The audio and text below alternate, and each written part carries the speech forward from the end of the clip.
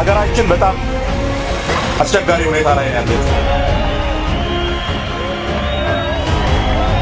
ልንገደል እንችላለን። የመጨረሻው ነገር ያለን ህይወታችን ነው አይደለም? ልንገደልም እንችላለን። የኢትዮጵያ ሰላም ማጣት ዋና መንስኤ የብልጽግና ፓርቲ ነው ብለን እናምናለን። ነገ እኔን መተው ሊያስሩኝ ይችላል።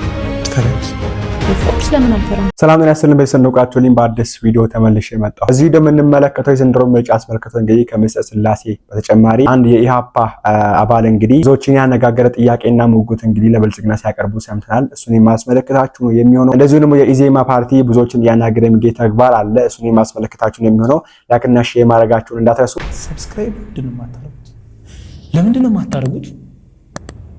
አሁን ማርጉ። መጀመሪያ የምንመለከተው እንግዲህ ከዚህ ቤት ምርጫ ሲባል እንደምናውቀው ከሆነ ምረጡ እንቅስቃሴ ከሀገር ወደ ሀገር እየሄዱ ክፍለ ሀገር ላይ እየዞሩ የተለያዩ ቦታ እየሄዱ እንግዲህ ይሄን እናረጋለን እንደዚህ እናረጋላችኋለን ምረጡን እያሉ ሲቀሰቀሱ እናስታውሳለንና ከነዛ ማለት እንግዲህ ኢዜማ የሚባለው ፓርቲ ወይ ደግሞ አሁንም እንግዲህ ተቀናቃኝ ሆኖ የሚገኘው ፓርቲ አንዱ ነውና ከዚህ ቤት በዚህ መንገድ ነበር ኢቭን እስከ ጎንደር ድረስ ሄዶ የምርጫ ቅስቀሳ የሚያደርገው። ሰውየው አፋር ነው፣ ሀገሩ ጎጃም ነው፣ በኦሮሞነቱ አይታማም። ጥርት ያለ ጉራጌ ነው። ዘሩን የቆጠሩ ሶማሌ ስለመሆኑ ይናገራሉ። አብሮት ያደጉትና በቅርብ የሚያውቁት ስለ መንዜነቱ የሚያውቁትን ሁሉ ሳይደብቁ ያወራሉ። እርግጥ ሰውየው ኢትዮጵያዊ ነው። ማነስ አይችልም። በጎጥ እና በጎሳ በአውራጃና ወረዳ ተቆርሶና ተሰባብሮ የሚነገር ማንነትም ሆነ የሚቆጠር ገቢ ነው። ህልሙ ከደሙ ጋር አንድ አይነት ነው። ትውልደ ኢትዮጵያዊና ዘረ ኢትዮጵያዊ። ስለ ሰውየው ሳስብ ኩራት ይሰማኛል። ምክንያቱም ኢትዮጵያዊነት እንደማይሞት ምሳሌ ሆኗልና።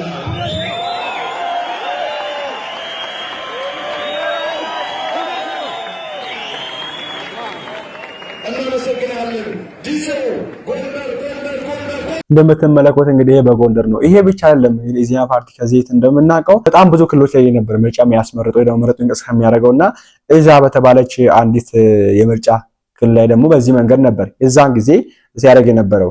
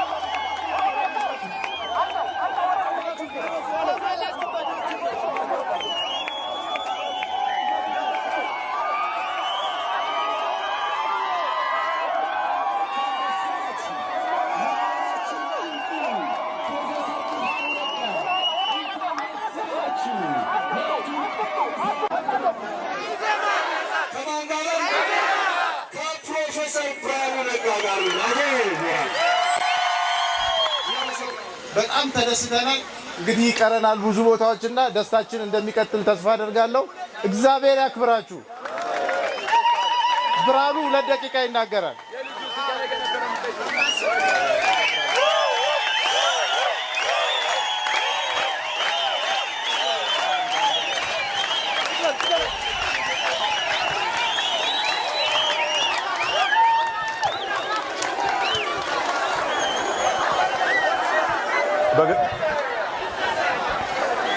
በገዛ መንደሬ ለ1 ደቂቃ ይናገራል ብሎ የሚነግረኝ እሱ እኮ ነው። አይገርማችሁ?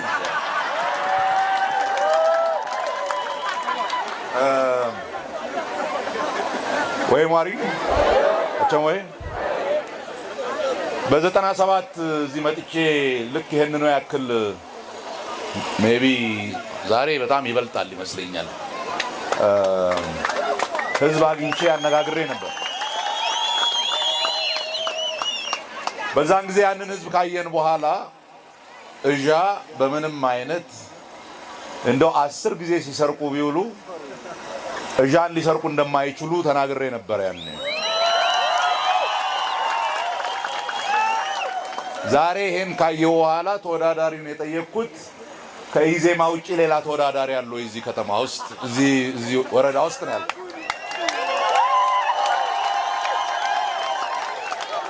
ሌላ ተወዳዳሪ ካለ የሚሻለው ይሄ የተበላ ዕቁብ ነውና ሌላ ቦታ መሄድ ነው የሚሻለው እንጂ እዚህ ምን ነው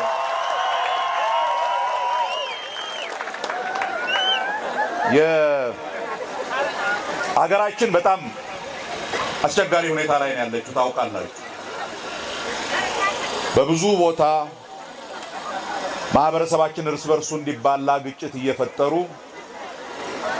አዲስ አካባቢ መጣችሁ እየተባሉ ሰዎች እየተገደሉ ኢትዮጵያዊነት ማለት ምን ማለት ነው የሚለው ራሱ ጥያቄ ውስጥ እስኪገባ ድረስ ሰዎች ግራ ገብቷቸው ነበር። አንድ የምነግራችሁ ነገር ይቺን ሀገር ለማፍረስ ይሄን ማህበረሰብ እርስ በርስ ለማባላት የሚሞክሩ በጣም ብዙ ኃይሎች አሉ። በምንም አይነት ግን ይቺ ሀገር አትፈርስም። በምንም አይነት ይሄ ባይዘው የኢዜማ ነው እንጂ በጣም ብዙ ፓርቲዎች ነበሩ በዚህ መንገድ የተንቀሳቀሱ የመረጠኝ ቅስቀሳ የሚያደርጉት። ዘንድሮ ግን ምንም እንደዚህ አይነት ዋዜማ የለም።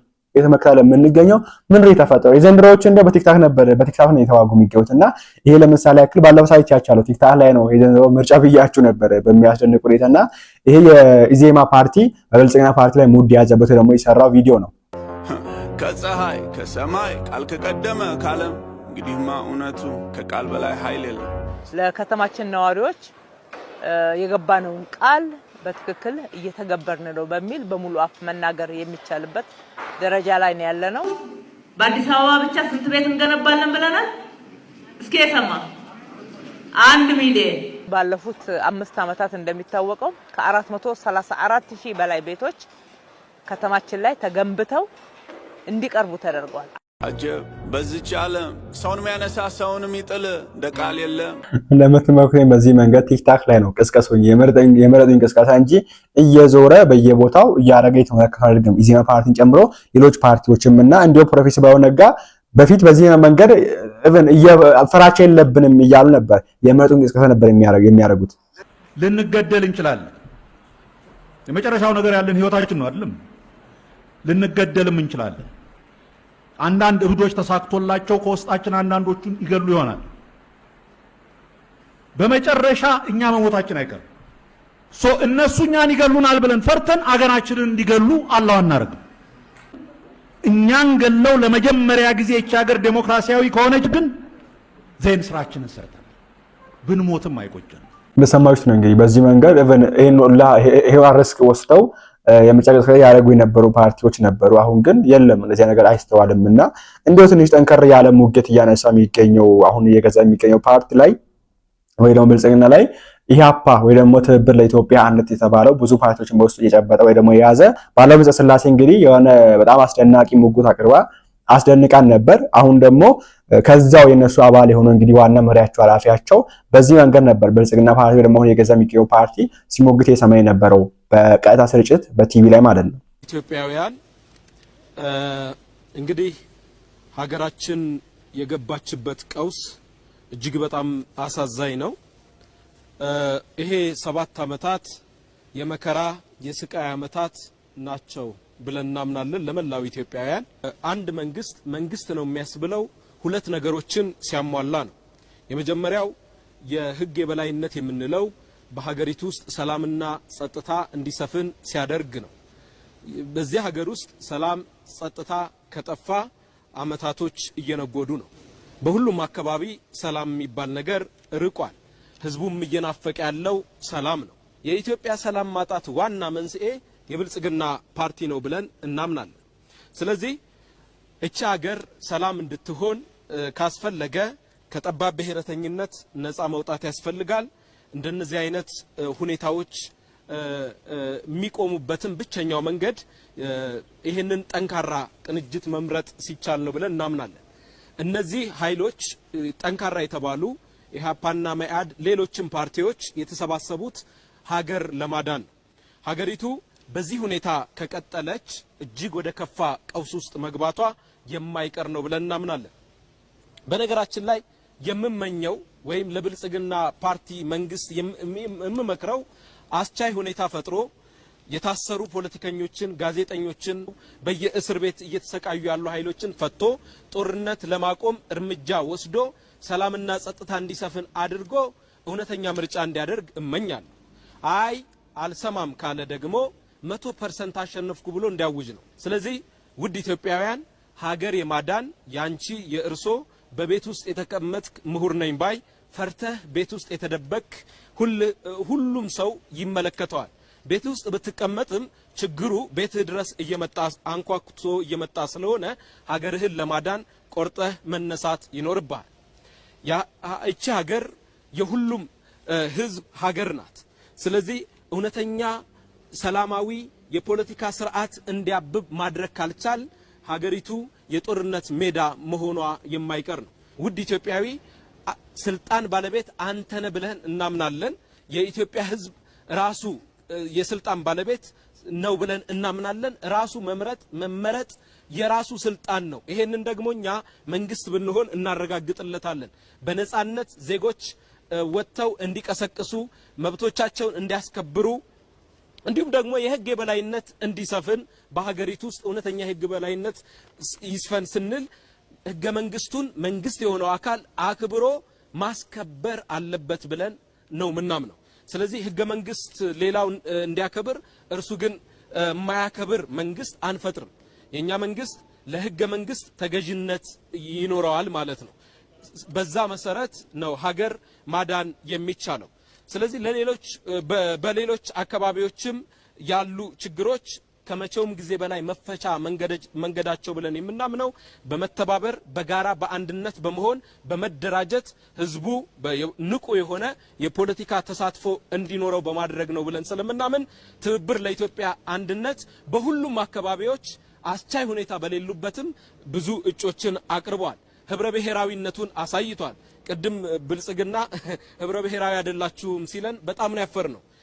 በዚህ ሰዓት በኦሮሚያ፣ በአማራ፣ በጋምቤላ በሁሉም አካባቢዎች ራሱ የዛው ቋንቋ ተናጋሪ የዛው አካባቢ ነዋሪዎችን ለእጩነት አቅርበናል።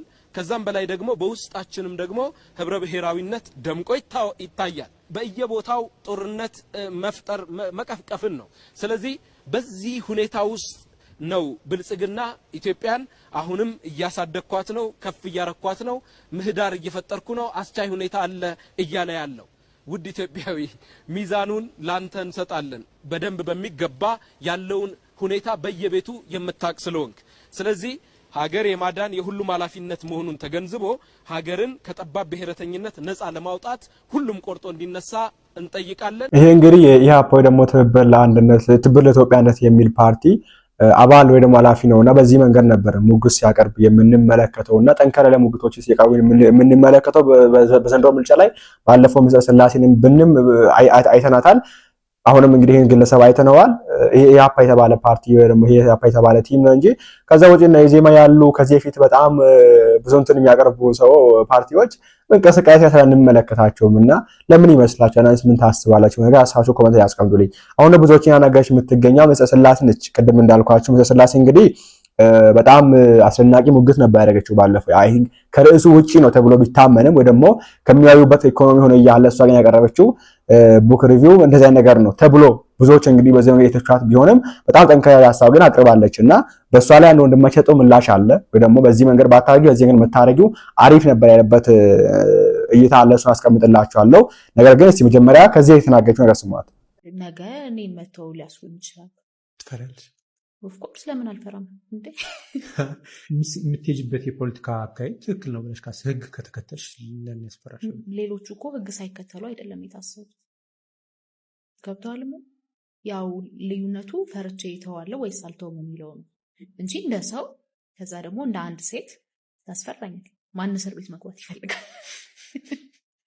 እኔ አልፈልግም። ይሄ እንግዲህ ከባለፈው ሙግት በፊት የተናገረችው ነገር ግን ደፍራ ባለፈው በዚህ መንገድ ስትከራከራቸውና አቋማት ስታስቀምጥ ስተቻቸው ትክክለኛ ስትናገር እንመለከታለንና ባለፈው ቪዲዮ እንግዲህ ደግሞ ባለፈው ተችቷ ላይ ብዙዎች ሐሳባቸውን አንስተዋል። ትክክል ናት የሚያሉ አሉ።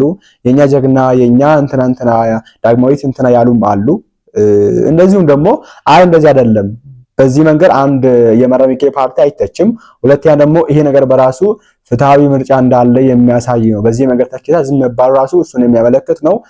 ሶስተኛው ደግሞ ርዕሱ አይገናኝም፣ ዕውቀቱ የላትም በዛ ጉዳይ በርዕሱ ላይ ዕውቀት የላት ስለፖለቲካ ሳይሆን በዛ በኢኮኖሚ እንግዲህ የዛን ጊዜ የተደረገው ውይይት ኢኮኖሚ ላይ ነው። በዛ ጉዳይ ዕውቀት ስለሌላት ነው ወደ መጽሐፍ ገብታ መጽሐፋችሁ እንደዚህ ነው መሪያችሁ እንደዚህ ነው ያለች የነበረችውና ዋና የውይይቱ ርዕስ ግን ኢኮኖሚ ነበር የሚል ነገር ያነሱ ሰዎች አሉና ይሄ ወንድማችንም አንዱ ነው። ኦኬ እንዴት ውላችኋል? ይሄ እንትን ትንሽ ሰፋ ስለሚል ታግዛችሁ ትሰሙኛላችሁ። በኢሃፓ ላይ የኔን ምልከታ ነው። የመጀመሪያ ኢሃፓ እኔ የሞተ ፓርቲ ነው። የሞተው ደግሞ ኢትዮጵያን ገድሎ ነው። ብዙ ሂስቶሪካል ሚስቴኮች አሉ። እነዚህ ሚስቴኮችም ኢሃፓ ያምንበታል። ለምሳሌ የሻዕቢያ መጎልበት ምክንያት፣ የወያኔ መጠንከር ምክንያት የከተማውን እንትን ያደቀቀው ኢሃፓ ነው። ኢቨን ለሶማሌ ጦርነት ህዝቡ እንዳይዋጋ ወታደሩ መካከል ገብተው ቅስቀሳ ያደርግ የነበረ ፓርቲ ነው። እኔ ከሂስቶሪካል ፐርስፔክቲቭ ኢሃፓ ኢዝ ኤ ካንሰር ማለት በጣም በህዝብ የሚወደድ በጣም ብዙ ወጣቶችን የፈጀ ፓርቲ ነው ኢሃፓ። የመጀመሪያ ሁለተኛ ሁልጊዜ ኢሞሽንን ኤክስፕሎይት የሚያደርግ አንዴ ሪንግ ላይት ላብራራል። ኢሞሽንን ኤክስፕሎይት የሚያደርገው ኢሃፓ ለምሳሌ ሚስትር ስላሴ አይታችኋት ከሆነ ብልጽግናን የምትተችበት መንገድ ከእውቀት ይልቅ አሮጋንስ ማለት ብልጽግና ቤዚክሊ የሚወዳደረው ፓርቲ እንደሌለ ስለገባው ዝም ብለው ማውራት የማይችሉ ሰዎችን ያመጣው። አይ ቲንክ ሁለቱም ዶክተሮች ናቸው። ዜን ሚስትር ስላሴ የምትተቸው የመደመር መጽሐፍ በጣም እንትን ነው ማለት መደመር ትችላላችሁ። ከዛ በኋላ ከቻፕተር ወደ ቻፕተር ከራሱ የሚጣረስ ምናምን ነው። ሆፕፉሊ የመጽሐፍ ግምገማ አልያዝንም። በቃ ይሄ ደፋር ነች እንድትባል አትፈራም እንድትባል ምናምን አይነት እንትን ያለችው መደመር ሲነርጂ በጣም የታወቀ ነገር ነው ማለት የፓርቱ ድምሩ ከፓርቱ ይበልጣል የሚል ነው። ውስብስብ ነገር አይደለም ማለት እኔና ሚስትር አንድ ላይ ሆነን ስንሰራ ብቻችንን ከምንሰራ ይልቅ የተሻለ ውጤት እናመጣለን። ሌላ ነገር አይደለም። አድዋን ያነሳል፣ ሌሎች ነገሮችን ያነሳል። ከቻፕተር ቢጣረስም መደመር ሲምፕል ውስብስብ ኮንሴፕት አይደለም። እኔ ብልጽግና የመደመር መርህ ሁላችንንም የማርከን የመደመር መርህን አላከበራችሁትም፣ እንዲያውም ህዝቡን እየከፋፈላችሁት ነው፣ ሴራ በዝቷል ምናምን ብሎ ሰው ቢሞግት ምክንያት አይኖ ይሄ ፕራዮሪቲ አይደለም ብዬ ደጋግሜ ስናገር ሰምታችሁኛል።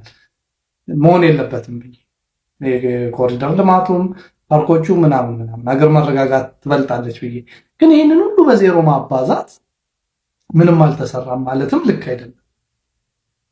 ብልጽግና የጦርነት ወሬን የሚጎስም ፓርቲ ነው ብሎ መናገር ትንሽ አሮጋንስ ነው ማለት ኢትዮጵያ የነበረችበትን ኮንቴክስትም አለመረዳት። እኔ ተቃዋሚ ፓርቲዎቻችን እውቀት ላይ መሰረት ብታደርጉ አታሸንፉ አይኑ ማለት በቃ ብልጽግና እንትኑን ጨዋታውን ጨርሶት ነው የገባው። እንደማታሸንፉ እርግጥ ነው፣ ግን ስንከራከር ይኸውላችሁ ከጥላቻ ይልቅ ኖሌጅ ነው።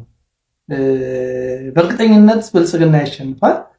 ብልጽግና ግን በሚቀጥለው 5 ዓመት ሲመራ ቻሌንጅ የሚያደርግ ሀሳብን አቅርቦለት። እኔ በጣም በነ ዶክተር ብርሃኑ በነ ልደቱ በነ ብርቱካን በነ ኢንጂነር ይልቃል የበፊቶቹ ማለት ነው ዶክተር ያዕቆብ ምናምን በጣም ነው የተደነቅኩት። ማለት የሚያቀርቡ እስቲ የ97ቱን ክርክር ሄዳችሁ የሚያቀርቧቸው ነገሮች እንትን ናቸው ማለት ኢህአዴግን የሚያስተምሩ ነገሮች፣ አቅጣጫ የሚያስይዙ ነገሮች ናቸው። እንደማያሸንፉ እኮ ይታወቃል። ኢትዮጵያ ውስጥ ምርጫ ፌክ ነው። ምንም እኔ ብልጽግና እቺን ልጅ የኢትዮጵያ ሕዝብ ሁሉ ቢመርጣት አንጠልጥሎ ያስራትና አብይ ይቀጥላል። ምንም እንትን አይደለም።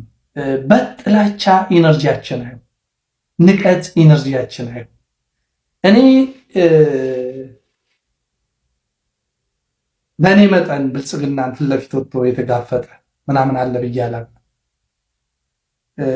እና ልክ አይደለም፣ ሙስናው ልክ አይደለም፣ ኮራፕሽኑ ልክ አይደለም ምናምን ብዬ እናገራለሁ።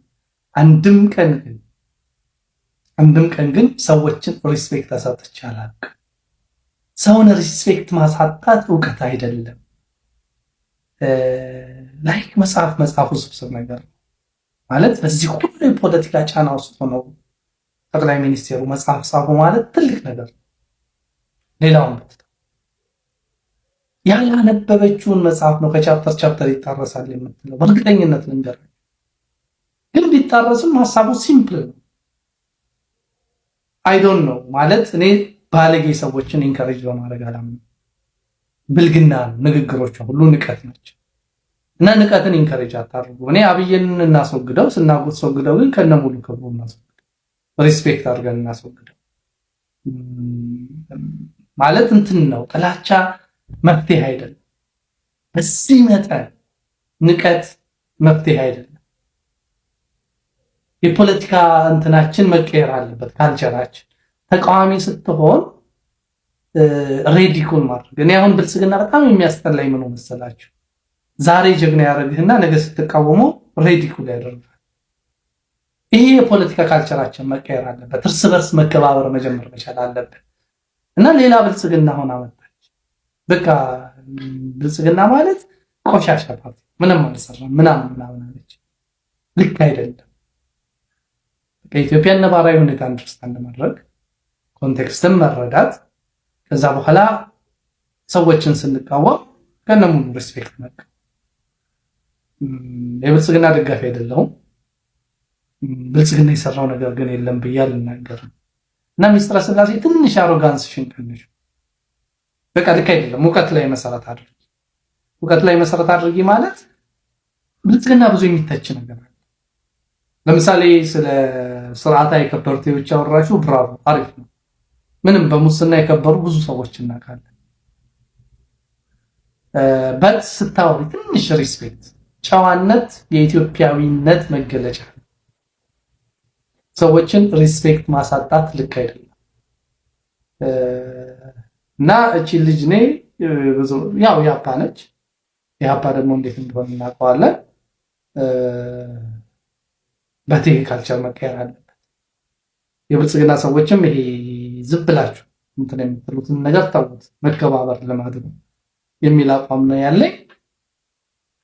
አም ሶሪ 1-2-3 ቪዲዮ ሰራና ከዛ በኋላ ምንም ነገር አልሰራም። ምክንያቱም ማንም ያሸንፍ እኔ የምፈልገው ምንድነው ሙስና የሌለባት ኢትዮጵያ፣ ህግ የሚከበርባት ኢትዮጵያ፣ ድሃ የማይበደልባት ኢትዮጵያ፣ ለሁላችንም እናት የሆነች ኢትዮጵያ እንድትኖረን የምፈልገው። እኔ የትኛውን ፖለቲካ አባል ደጋፊ አይደለሁም። እኔ ህግን የማቀነቅ።